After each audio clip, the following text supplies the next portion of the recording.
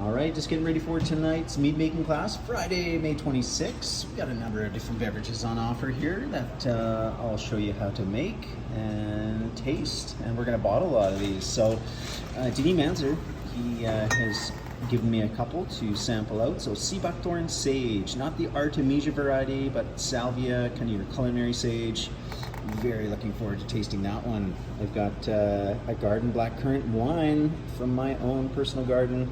This is dating back to 2022. And then we got some newer ones here. I did this one on May 9th, so it's gonna be pretty close to ready. Jasmine green tea, Labrador tea.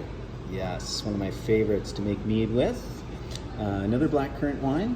That's a recent one. That's gonna be in the 10.5% range.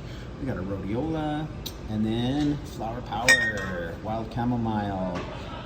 That is the pineapple weed, some rose, and some lilac. So this will be very floral. Both these ones are here from Denis. We'll be sampling up.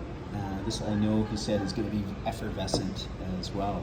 And I've also kind of busted out some of my books, The Complete Mead Maker. Be talking about those, kind of the connection between herbs and the long history it has with alcohol, and of course talking about all the wonderful gifts of the hive from the bees and what we can do to create our own healing herbal honey wines. I reference this book a lot here too, Sacred Herbal Healing Beers, Stephen here at Buhner.